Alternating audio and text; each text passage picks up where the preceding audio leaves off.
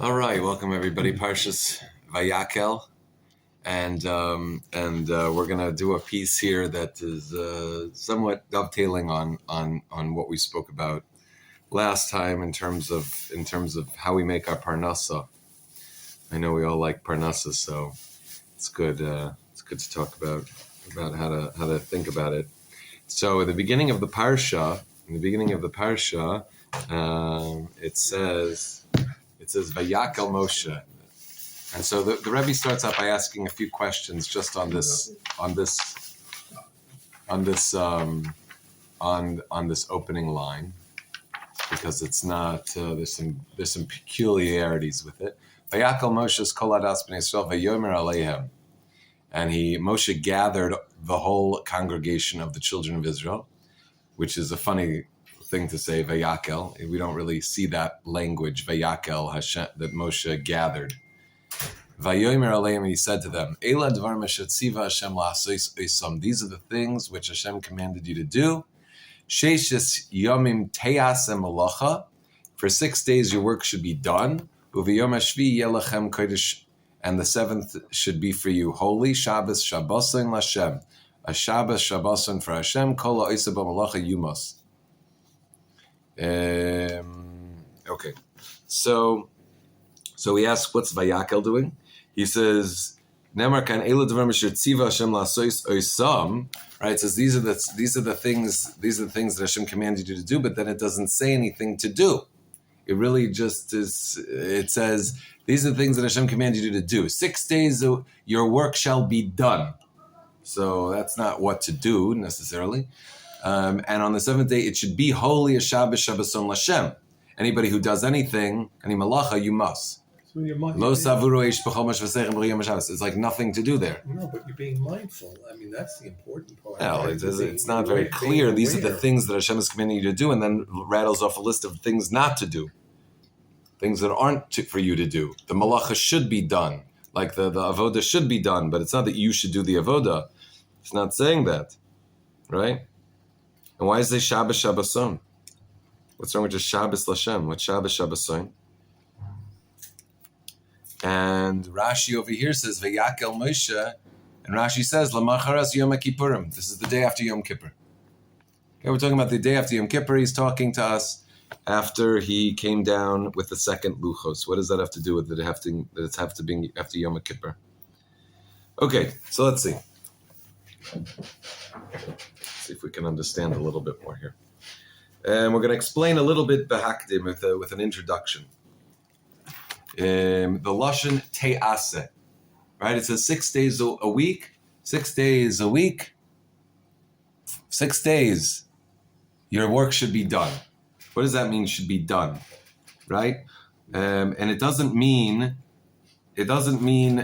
Ta'aseh, right? Ta'aseh is you should do it. You should do the work. Here it says Ta'aseh, the work should be done. B'derech memela, like it should be done automatically. That the thing should be done by itself. And it says in the Mechilta on this it says Bizman Yisrael osin ritzonu shel makom malachta nasas al yedei acherim. When Am Yisrael is involved with what Hashem wants, doing what Hashem's will, their work is done by others. Their work is done by others. They don't have to work in the factory. They don't have to work on the fields. If Am Yisrael is doing what Hashem wants, their work is taken care of by others. Okay, so there's a sound like Hashem. Moshe gathered all the Jews together and said, "This is what Hashem has commanded you to do. Your work should be done. The work should be done by itself." Okay,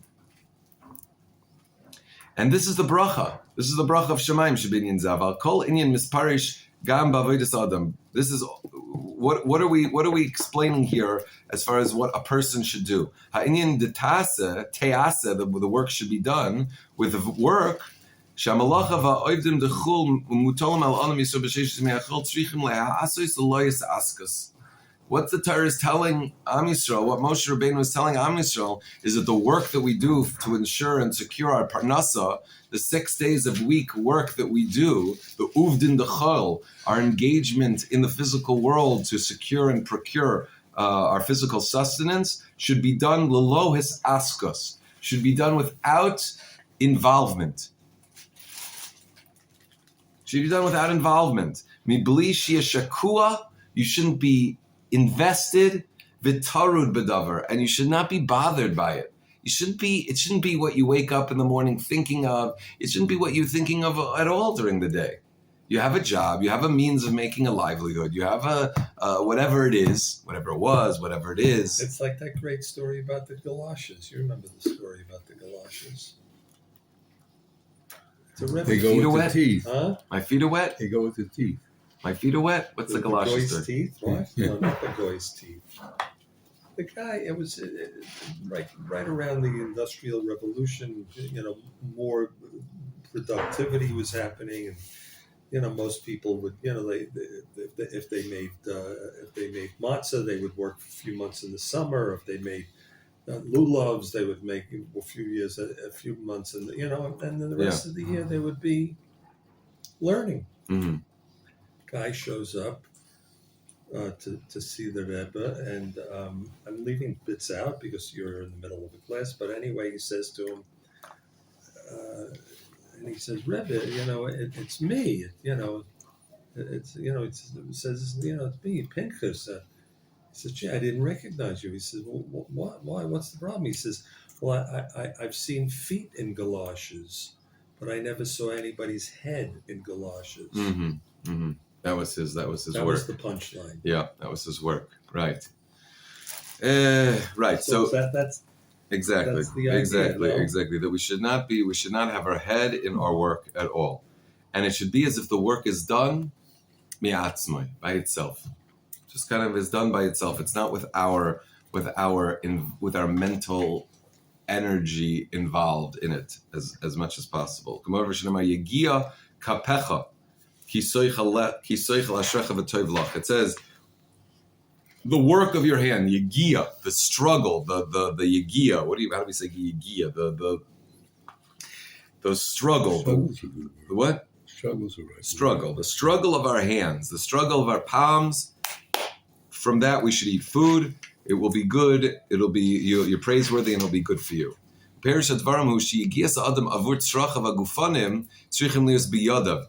Yegias kapecha. It should be the Rebbe is saying, the Rebbe, we've said this several times before, the Rebbe is saying that it's the work of your hands, the struggle of your hands. That's where the struggle to procure a parnasa should be located, right here, right in our hands, as opposed to here. It should not be here. This is not where we should be investing and the work of our heads that's not what we're talking about. Right? It should be in our hands or any other limbs that are chitzoni, external limbs. Va'rosh va'lev, but the head and the heart, tzrichim lio shikun b'Torah mitzvahs. The head and the heart need to be all the time in Torah mitzvahs. Kasher hanhagas ha'adam hi yigias kapecha. It's the struggle of your palms, your hands. That's what you should eat. Azai ashrecha. Then ashrecha, you're praiseworthy v'tov lachan, and be good for you. Good in this world and good in the next world. V'zo gam perish te'aseh. Your work should be done. It should just be done. It should get done automatically. You shouldn't invest your head and your heart in it. Just the doing. Just do it. It's like you're a shell, and you're just carrying out the work.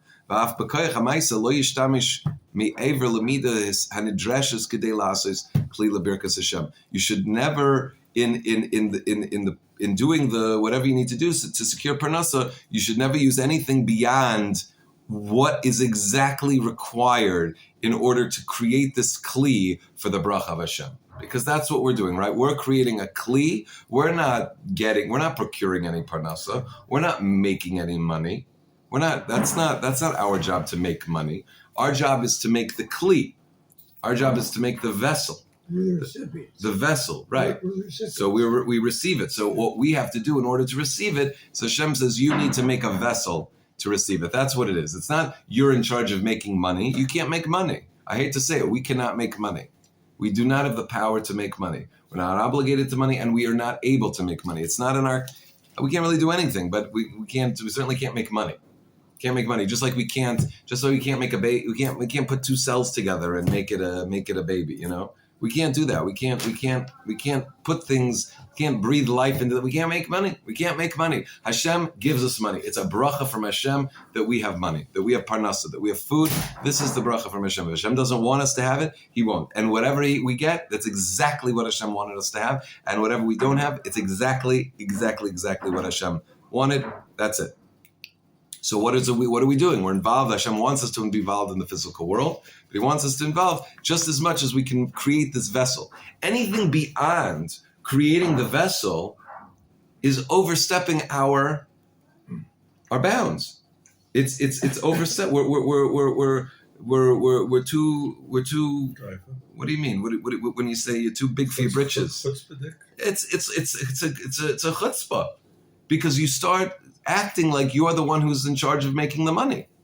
You're not involved in we have to be involved in Hishtadlus and Parnasa, right? Yigias kapecha, the work of your hands, that's what we have to be involved in. We have to make a money. We're not allowed to rely on miracles like we said last week. We're not allowed to, we don't rely on miracles. We go to work, with Hashem wants us, He puts us in a physical world in order to engage with the physical world, but only to engage with it properly.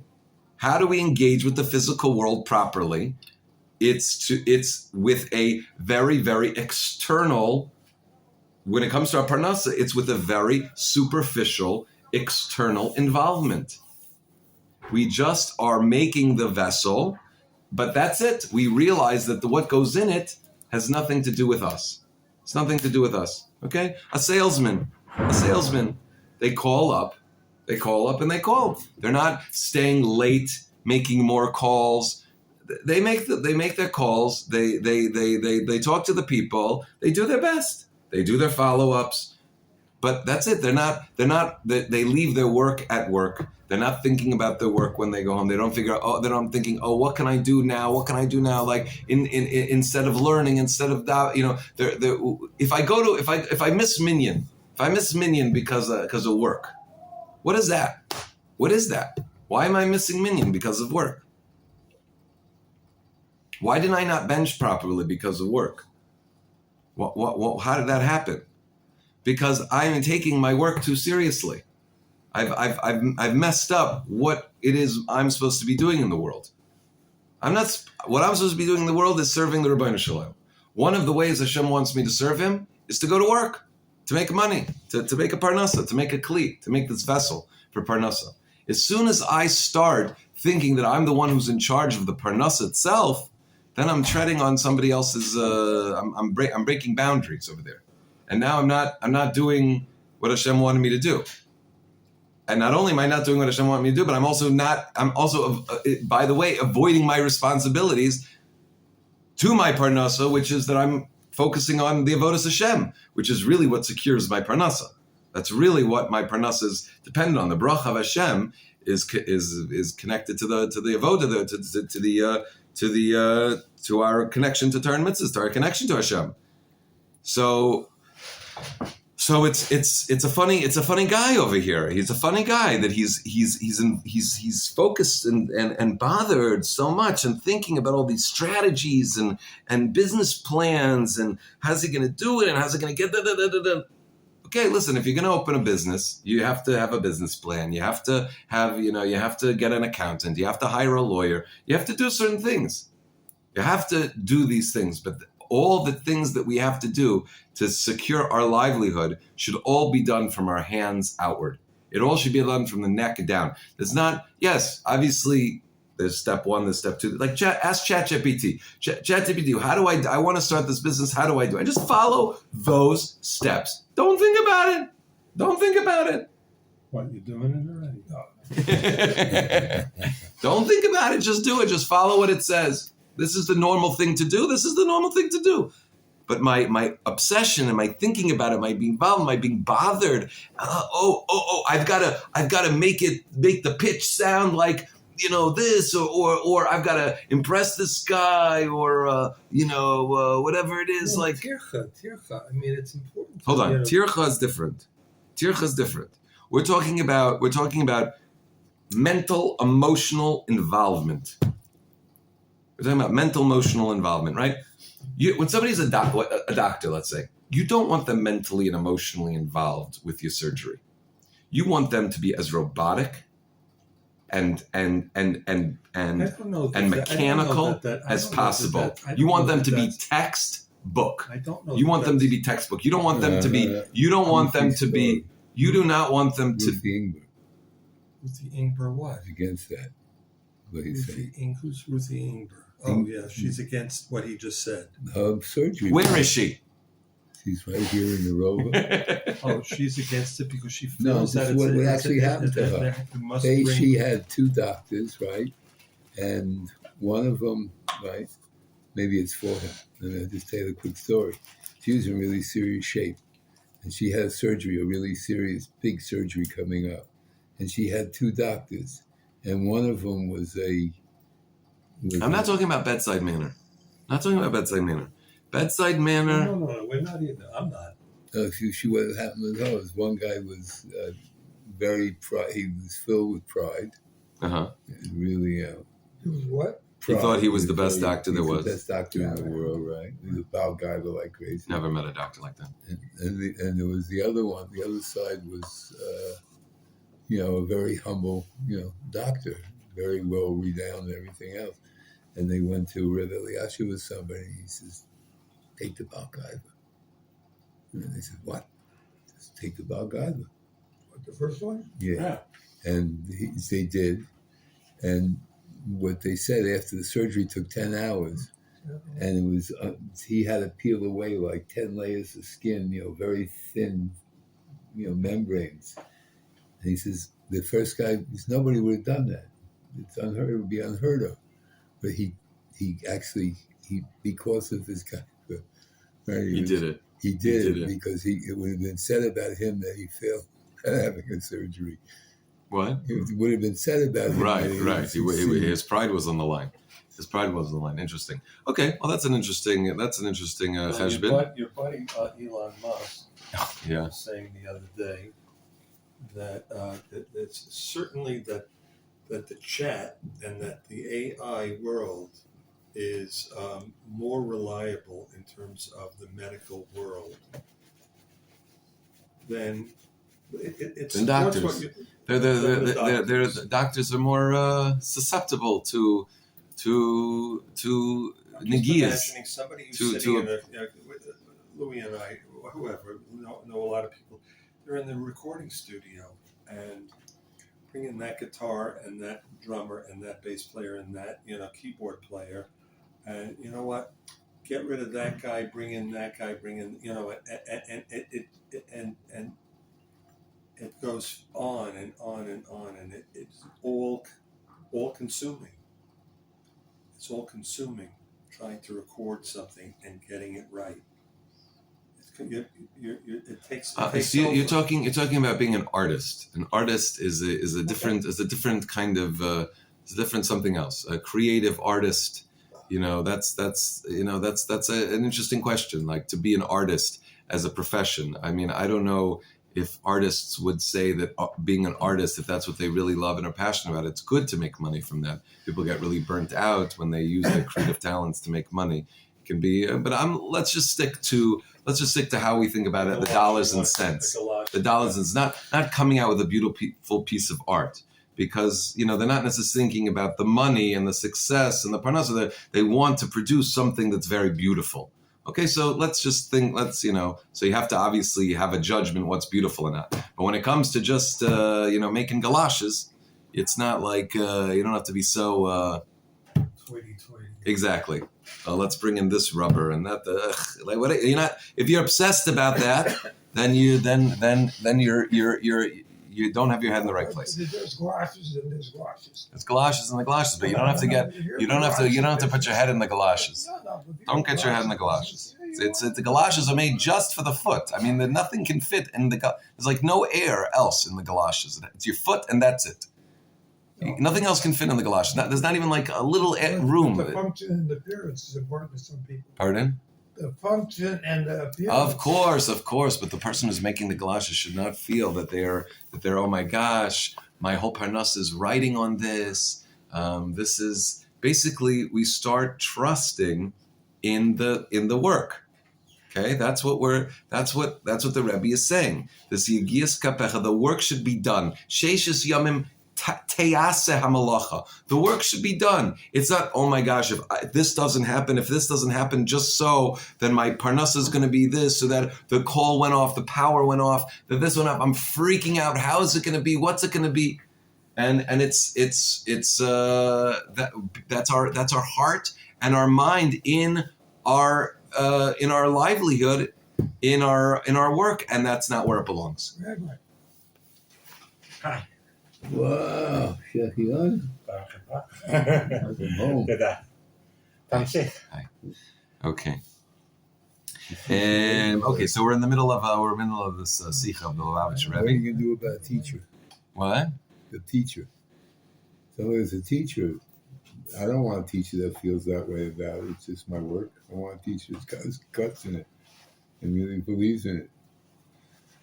And not necessarily bringing on that has to do with money, but teacher, there's a person he wants to involve himself in it for good reason. Right. But he's involved in the teaching not in order to make money necessarily, meaning his investment in the students and in the education is not because he's going to make more money if he's going to be a better teacher, but because the chinuch is going to be better, the kids are going to be more impacted, the information is going to be transferred better. You're trying to do a better job. It's not like you're figuring out, if I can be more inspiring to the students, I'll make more money. If I can, it's not about the money.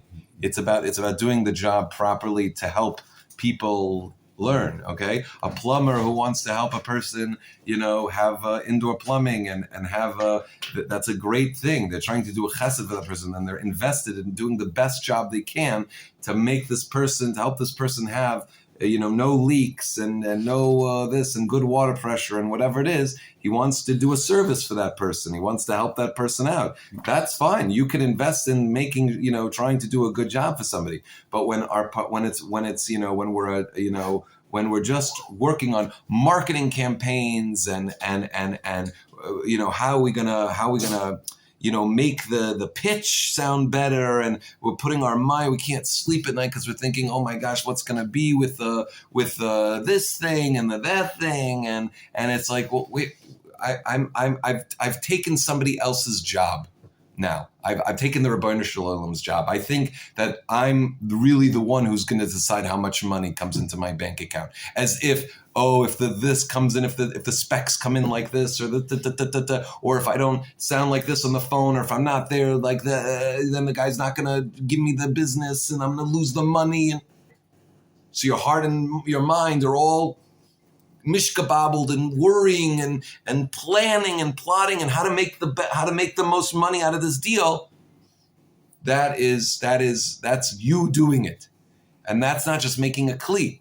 So when it says that 6 days your work should be done, and it should be done like as if automatically it's done by itself, that means to say that our hands should be doing whatever business we need to do to ensure our parnasa, to procure our parnasa, but our head, our thinking, our heart, our emotions should be disconnected, should not be connected.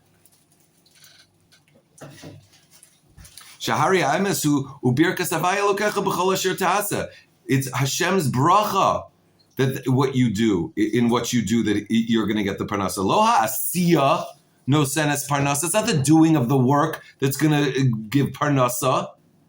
It's not making the calls that's bringing in parnasa. It's not delivering the goods that's giving parnasa. Ela birkas Hashem no senes parnasa. It's the bracha of Hashem that's providing the parnasa. The money is in the bank because of the bracha of Hashem. That's it. Not a cent more, not a cent less. It's just that Hashem said, in order for my bracha to come down, I need you to make a little vessel. I need you to make a little vessel, and I'm going to put my bracha in the vessel.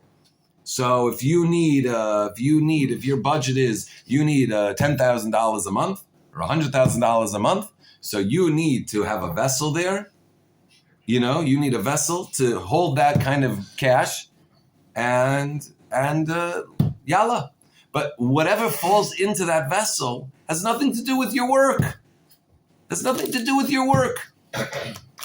Okay?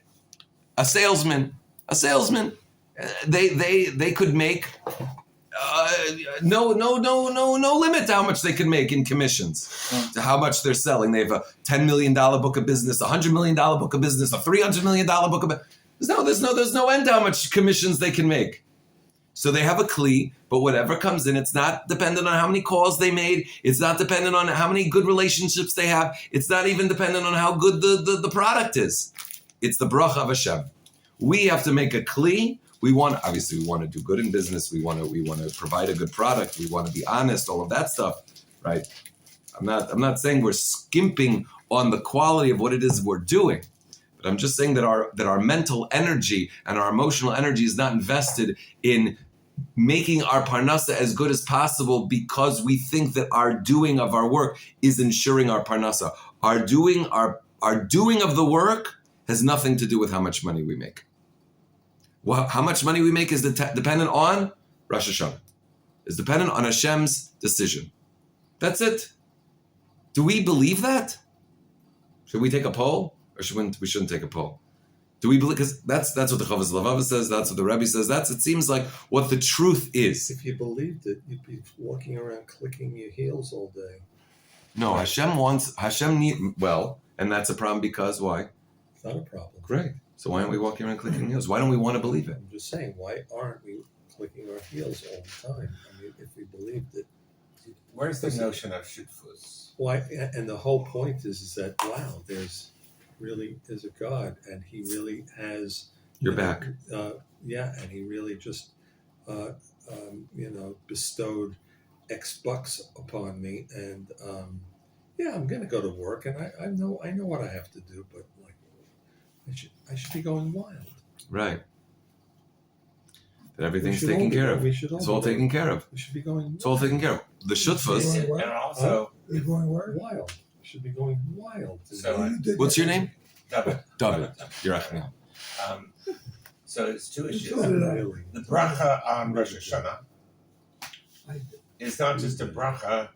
I think we have a responsibility to live up to the bracha and to fulfill the bracha and to be ozer, to be. We have to make a vessel. That's our partnership. So then the vessel is what we're doing to be shutef. We have a job. Yeah. We have a job. We have a business. Right. That's our kli. Right. Money's not falling from the sky. That's not how Hashem wanted. Hashem wants us to be in the natural world So, and engage in the natural world. And to make a parnasa, you need some kind of business. That would be a vessel through which the bracha of the parnasa can come. But the bracha and the parnasa coming from Hashem comes from Hashem alone, not because of our great business acumen, not because of our great sales strategies and anything like that. Right. And when we think that it's because of what we do that makes the money, then we don't thank Hashem, because what did Hashem do? I had the great sales pitch. What did Hashem do? I had the great marketing strategy. And so we think it's coming from us. We get so involved in our minds and our hearts, in our business, that we think that it's coming from us. Is it coming from us? Is the money coming from us? Let's just ask that question. Is the money coming from us? Yes. And I'll tell you Wrong. why. I'll tell you why. Okay. Really? Because what you said earlier is what we're going to receive during the year is decided on Rosh Hashanah. No, it's just simplistically saying. Excuse me. No, I understand. Simplistic. But the reason, my point is, why does He decide to give us X during the year on Rosh Hashanah? And that has a lot to do with how we lead our lives. Okay, but it's not how good of businessmen we are. Forget the business part. So that's what I'm talking about. I'm not talking about our schuyos. And listen, we don't know when we get money, just because you can't say, oh, this guy's a tzaddik and that's why that's why he's wealthy, and this guy's a Russian and that's why he's poor. It's a complex thing. It's very complex. So I understand that we have a part as far as our avodas Hashem. That's my point. But I'm talking about, do we think that the money's coming because of the work we did, not because of the spiritual work we did, but because of the physical work we did? No, it has to do with the merit of our ancestors in our actions. Okay, that's a big cheshbon. That's a big cheshbon. But it has. But you know what? Once it's decided, is it in our hands? If Hashem decided because He made the cheshbon, our ancestors and our maisim and our this and our that and the other thing, and so He said, okay, it's going to be this amount. So now we go to work. Is there anything I can do if I work longer hours? Am I going to get more money? No. But if I work a few hours less because I would take my wife out to dinner, am I going to make less money? No. But if you do more, if you do more mitzvahs, you might get more money. Oh, that's a different story. No, I'm talking about the avoda in our work. I'm talking about making the vessel. It says sheishas yamim teyase malacha. It doesn't say teyase mitzvahs. It says teyase malacha. You should do the work. The work should be done. So when we think about the work being done, the work of our parnasa, the work of our weekly work, our non-kodesh work, our Hishtadlus work in parnasa, it should be done by itself. We're not making any more money. We're not pulling in any more dollars. Influence it by the things I'm talking about. But not by putting in longer hours. Not by getting better specs. Not by getting a better computer. By doing mitzvahs. Okay, so that's fine. Once you understand that, you understand. Okay, so we're on the same page here. But the point is that when it comes to parnasa, when it comes to the parnasa that I get, it has nothing to do with the manual labor or physical work in my parnasa that I do. I'm thinking about... You're unconvinced. It's fine. No. It's a hard idea. It's a hard idea. It's a hard idea even to believe intellectually. Forget feeling it. If you are Don't forget, but... You are a classical musician, so you're a violinist. How did you know? Just kidding. Well, maybe you are. A violinist, or any musician, to get to a place where they get... Okay, again, you're talking about creativity. Ronnie brought this up right before you came. Yeah. Where we're talking about creativity and being involved and so you're talking about practicing. You have to practice. Perfect practice makes perfect, and you want to do a lot of practice in order to get better. 12 hours a day versus the guy who practices. Of course, hours a yes, day. yes. And in music, it's so much about who put in the time. That's about creativity and art. That's about art and creating an artistic thing, being creative, being talented in a certain craft. Being talented in a certain, but just because the guy is a world-class violinist doesn't mean they're going to make any money. That's what I'm talking about. The money. It doesn't mean, okay? No. You're right. It doesn't mean, right? He went to Juilliard because he practiced 16 hours a day since he was 3 years old. It doesn't mean there's going to be a cent in his bank account. Correct. He could be ending up in the subway making $15 a day. It could be. Could be. Joshua Bell, Joshua Bell did that thing in the subway. Yeah, right. He made $30. Right. I'm not a fan. Okay. Oh, it's so interesting. You don't like violin? No, it's so interesting. Down below, when you come out of the Zion Gate, if you go instead of going to the right and going into town, yeah. Okay. If you make a U-turn and you go towards the cousin side, towards the Arab side. Okay. Down the hill. There's a music school there, and it says the Herb Alpert. School for blah, blah, blah, blah. Herb Alpert had hit records as a trumpet player. It's Daryl's cousin. It's also my cousin. Oh my God. And also, that's right. And I was actually there for the dedication of the school. And here's this guy. Oh, I'm so glad. Yeah. Because he was about to trash talk the place, but now he's going to. Here's the Adarabba. Here's this guy. He had a real tough guy as a partner who ran the day-to-day stuff. But, they walked away with $500 million in 1990, something like that, when they sold their company. And they had hit after hit after hit with Sting and the Police and the Carpenters and Cat Stevens and everybody. I mean, everybody. And then you have people that I worked for, who were, monsters. In midos or in physical acquisition? I mean, what are you talking about? Be careful what you say. Yeah, no. I mean, why? Because they're Jews. You would know if you were in a room with one of these two guys that ran that company all those years, that it was like, don't leave any hamburger meat on the table, or don't leave anything on the table.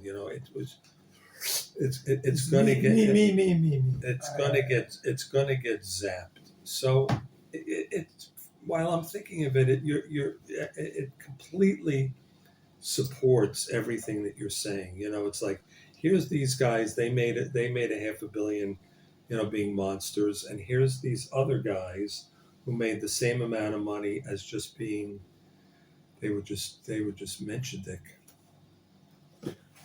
Yeah. I mean, the point is that it's really coming from a. And he brought some of his money, and he started a school in Jerusalem, music school in Jerusalem. He's not a religious guy. No. He had a very secular family. But Zionism, Israel was very fundamental. Okay. Life's complicated.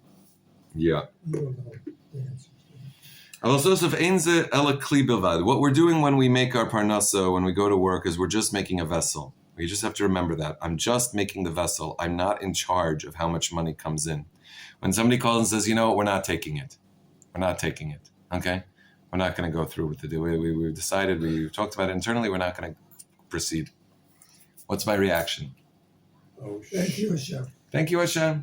Oh. What was it? This guy? I'm bent out of shape because of this guy. This guy, he's in charge of my parnasa. He's in charge. Let's say I have a big meeting coming up in 5 minutes, and the power went out. The Wi-Fi, everything. There's no way to connect. What am I? I'm freaking out because what? Because my parnasa is totally on this meeting. It's totally on this guy. Who made the power go out? Who's making everything happen? What do I think? I have so much power here. I don't have so much power. I think I've got to get the work done. I've got to get the money. I got to get it. Okay, we need to, Hashem wants us to be involved in business and use our mind to do that, to get the parnasa to support our families, to give tzedakah, to whatever it is. But we need to know where our sphere of influence ends and where others end, so that we're not going berserk and putting in our head and our heart and everything, and this means so much, and this is so meaningful that I have this meeting, that I have these contacts, that I have these skills, so meaningful. Meaningful what? Well, it might help. Skills help. Skills help. But it's you should pick a job that Hashem gave us natural skills in order that we're tuned to certain positions and professions. That's how Hashem tuned us. Yes. We shouldn't think, that's exactly Hashem put that in you. Right. Put that in all of us to direct us to a certain direction. And God willing, we're walking in a derech that is fitting for that. You're going in a path that makes sense for that. That's right. And that when we do it, we know we're not cutting corners halachically. We know we know we have our head on straight. I just want to make one little comment. This is where I connect to the pasuk in the Megillah, the famous pasuk about Esther, when Mordecai says to Esther, if you don't do it, it'll come from somewhere else. Redemption will come from somewhere else. And that's when the guy says, no, I'm not going through with it on the phone, and saying, okay. Then you say, Baruch Hashem, fine, nice to meet you, great to talk to you. Someone else will have the mitzvah. That's the other way. That's it. Hashem is my address when it comes to my money issues. Not my clients, not my vendors, not my partners, not the lawyers, not the bank. When it comes to my parnasa, Hashem is my address. He's my address. No one else has any power whatsoever. Lumas davar shel davar. Roy hayishalot tinatan rishus klal asak b'malacha shari as hashemayim v'sa'aretz ani mole. Meaning, in a certain sense, there should have been a kind of bitachon and Hishtadlus, believing that Hashem, everything's Hashem, that Hashem's taking care of everything and taking care of us and fills the whole world, and that there's nothing else but Hashem. In a certain sense, should say, wait, maybe that means that we should not do anything for our parnasa. Maybe it would be we would be outgrowing our britches, too big for our britches, if we even just go to work, what are we doing? Why would we do that? Hashem is making the world. Let me just go sit and learn all day, and I'll just check at the end of the day, and I'll just pull out cash in the ATM, and it'll just be there because I just did what Hashem wanted. Why should I exert effort as if I have any shlita and any control in making money? Why would I even want to give the impression that I'm making money myself? Hashem's filling the whole world and doing everything. Umitzad kavod melech malchei hamalachim hakadosh baruch hu lo yamakom lahatir asiyas malacha. There should be no heter to go out and make money. Rak haTorah, the Torah says it gave reshus and even commanded to be involved in malacha. K'moshe nemar b'chol asher te'aseh sheishes tamim tavoid, right? And all that you do, 6 days a week you should work. Lefika chol zman shadavar nasa b'shir amuchrach. When we do the amount of work that we need to secure the amount of parnasa that we need, the Torah gave us permission to do that. But if we put in an extra hour, if we put in more time, if we put in more energy, then what's necessary for us to do al piteva to get the money that we need, meaning if our vessel is good enough al piteva to make the amount of money that we need, and somehow we feel like we need to put in more time because this month is coming out a little short, so I put in the exact same amount of time last month and made all the money I need. Now things are looking a little bit slim this month. Maybe I should put in extra work. Apikaris! The Torah doesn't give reshus for that. The Torah doesn't give reshus to that. The Torah gave reshus to do basically the minimal amount to secure our vessel that can provide us with the parnasa, that can contain the parnasa that we need. You could also say the maximum amount too. It's instead of saying the minimal amount. The maximum amount? Yeah, you could. No, say it doesn't matter the maximum. It's real interesting though. I mean, there's no minimum or maximum. It's a shear. It's I get it. It's the amount. Simmons said so many years ago. He said something like, he says, before the word career took off. Mm-hmm. He says before then it was all about parnasa. Everybody made just what they needed so that they could then go back to doing what they were supposed to be doing. And that was some kind of a turning point. Yeah, people started using since people don't have necessarily fulfillment or value in their non-professional lives, they're using their professional lives to be the benchmark of their success, fulfillment, honor. Yeah. What about the case when your wife says, I need you to make $1,000 more a month or a week or a day? So you have to figure out. You have to make the kli. You decide this is the amount of money that we need to make. Okay? So if she says it's $1,000 more than you had originally thought. So now you have to figure out what in the vessel that I have to bring in to contain another $1,000 a month. Let's say, is this vessel able to do that? What's lacking in the vessel to be able to do that? Is if I've made that amount of money that she needs, right, and I made it 2 months ago, I made it 3 months ago with the same operation. And let's say the last 3 months, it's been a little low for, I don't know what, just the season or whatever.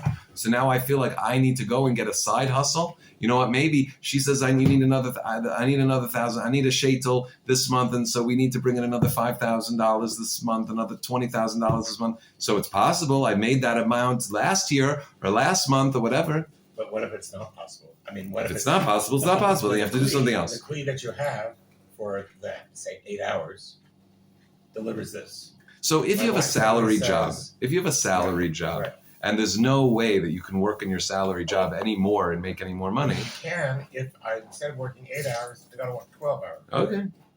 All right. If that's what your wife needs. That's what your wife needs. Shalom Bayis might require that. But there, that it's all about the time that you put in. You have to put in a lot more time.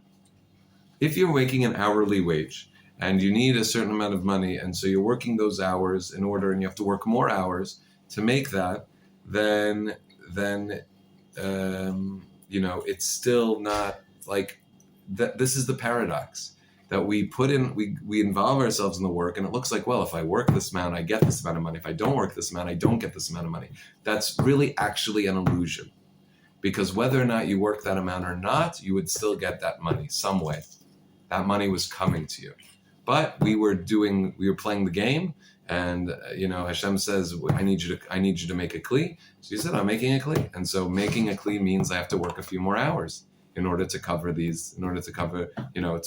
that kli. But if I didn't work, let's say I fell ill and was not able to work those hours, that money still would have come to me. See, this is what we think that if we didn't do it, it wouldn't have happened. It couldn't have happened another way. I had to have put in all this time. But listen, if it's let's say business is slow for a sales guy, making commissions, and this month is slow, so it looks like slow. So you know what? Maybe I'll just take out my learning seder, and instead of my learning seder, I'll make kimchi. I'll make kimchi instead of my learning seder, and I'll sell kimchi so I can make a side hustle and making money that way. Because I need more money. I'm not sure if this is gonna if this kli is gonna if it could. But I don't know if Hashem's going to bring it. So I'm going to go ahead and I'm going to take out my learning. I'm going to lower my learning. I'm going to leave davening earlier, and I'm going to make more money. That's so sad. It's so sad. It's so misdirected. It's so the person is so in darkness about what their life is about and what their obligations are. Right. They're very confused. There's going to be a loss in order to make a gain. No, it's not. You're not making a gain or a loss. Hashem is deciding how much exactly. You can't do anything more or less. You think, okay, well, I need some more money. So I think, okay, let me do a side hustle. What is that going to take? It means I have to daven less. It means I have to learn less. It means this, but I've got to make the money. So you are insane. You think you're the one who's making the money. And Hashem, please I know what I'm doing over here. Let me put your Torah and mitzvahs on the side. I have to kind of turn that down a little bit because it's a little too intense for me. I got to make more money. So let me turn down the avodas Hashem and let me turn up the Hishtadlus. It's a complete insanity coming from the idea that I'm making my money. And that my Hishtadlus is what makes my money. My Hishtadlus is not what makes my money. And no matter how many times we say it every time it's, Louis saying, okay, yeah, it's not the Hishtadlus, it's the mitzvahs that we do that make our money.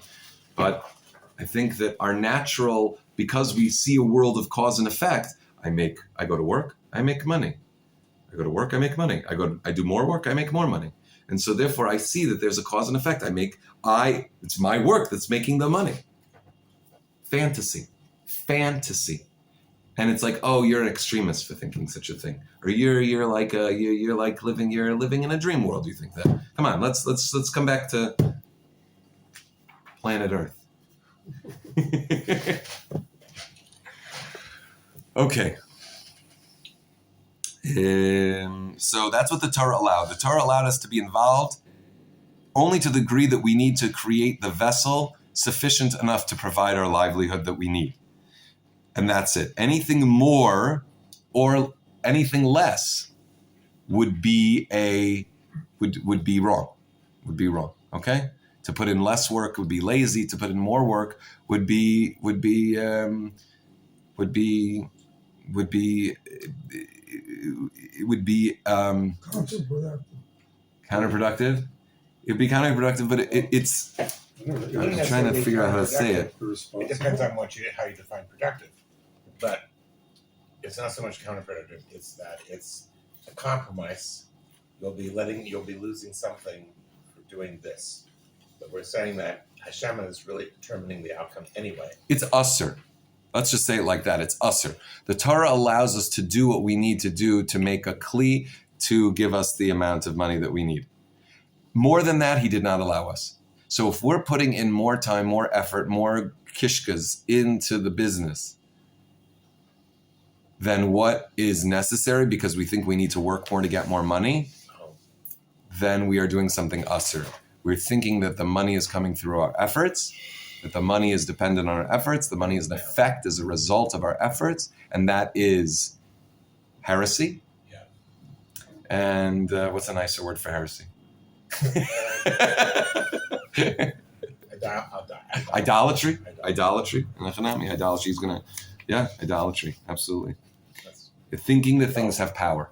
Thinking that things have power. So when I think that my business has power, when I have power to make money, so that is idolatrous. I'm giving power to things that don't have it. That's Elohim Achirim. Okay? Lo yelecha Elohim Achirim. So if my job is powerful, my boss is powerful, so then I've given power to other things. If I'm powerful, my business acumen is powerful. It's keeping your focus on the Kadosh Baruch Hu's presence and involvement in the world. It's really keeping aware of what the reality is. It's all about clarity. Clarity is what we're talking about. Talking about being clear what the reality is. Of course. It's like Not getting carried away with our physical Hishtadlus. And believing that it's all about you. It's all because of not believing it. and being able to not get to that kind of positioning that so many people have. Part of the problem is that we think that Hashem, we know better for ourselves than Hashem. That's part of the problem, is that we think that I know what I need more than Hashem does. And I can do a better job of securing my needs more than Hashem does. And if I would leave it to Hashem, that's a place of vulnerability I'm not willing to put myself in. Because who says that Hashem knows what I need? There's a great phrase, less is more. Okay. Okay, but you just have to figure out what you do with the other time. When you do less, what's going to be the other? Yeah. I mean, these are very challenging concepts. Well, if the less is coming from an awareness that Hashem is running the world, and that all of my success and everything that I have, every single moment, is being graciously provided to me from Hashem, from my health to my toenails to my eyeball, every single second. So then, if I'm realize that He's supplying me with everything I need in my life at every single moment, and so I can chill when it comes to how many hours I'm putting in the office. So then, what am I going to do in that time? It's going to be pretty clear, because since I'm realizing that my time is not mine, then I'm not entitled to anything really. And that I woke up this morning is already enough to indebt me to do whatever Hashem wants for me, because I wouldn't have wanted it any other way. So then then it'll be kind of clear what to do in that time. You want to do what Hashem wants you to do. Yeah. Okay. So we'll pause here. There's let's see. But really, when we come to Shabbos, even if we can't hold this, even if it's difficult for us to hold this idea during the week, we should really try to covet Shabbos. Covet Shabbos, we should feel what allows us to feel Shabbos is feeling that our work is done. That at least when Erev Shabbos comes in, we are not thinking that there's anything else that needs to be done with our Parnasa, our Hishtadlus, that everything is done. The more that we can think about that during the week, the more we can enjoy Shabbos. But certainly we can't enjoy Shabbos unless at least on Shabbos we think that it's done, that our work is done, that I'm not thinking, okay, I've got that meeting and I've got that and I've got to, do all these things in order or else I'm going to be poor and living on the streets or whatever it is. Like Hashem is taking care of me. The work needs to be considered finished. Mm-hmm. That's how we should think every day. And that's why when it says Yigias Kapecha, it's the struggle, the toil. That was the word, the toil of my hands. Because what's toiling? Something is toiling, and maybe this is a little bit of a controversial issue, but when I'm really into something, when I'm really into it, it's not toil.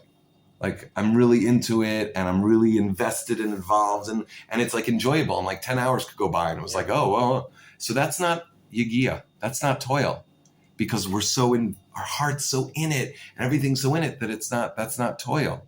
That's not what Hashem wants. Hashem wants us to be a little bit, whoa. Don't get too heart involved in it, because then it's totally misguided. What are you thinking? Well, what you think? Let's say career. My career my fulfillment, my legacy. Calm down. What are you doing over here? If your heart, you're so, my work and my this, my that. It's like, what? I mean, our heart needs to be. That's taken up room in our heart where it ought to be directed to other things and to Hashem. So that's why it's toil, because it's just toil. It's just what I have to do. It's like just putting the cotton through the cotton gin. I just got to do it, and I just have to do it, and it's just from my hands outward. On my head, my heart, know what's up. And so if we can just one more second a day to just kind of think this, and at least on Shabbos to just come into Shabbos thinking, it's all done. My work is done, even though there's a crazy mess at the office and this and that and the other thing. It's done. It's done. And that's how we can enjoy Shabbos. That's Shabbos Shabboson. That's why he says Shabbos Shabboson. It's Shabbos Shabboson that we can have this through the week. That we can have the week that my work is done. My work is just done. It just gets done. I just do my work. What am I so worried about? It just gets done. Then that person will have a Shabbos. That person will be able to enjoy Shabbos. Sheishis Yomim Teyaseh HaMalacha. Let the malacha just be done. 6 days, let it just be done. Just get it done with. Don't get so connected to it. Just get it done. Just get it done. Yigis Kapecha. Just get it done. I got a grammatical question. Yeah. Usually we say Sheshanim Taseh.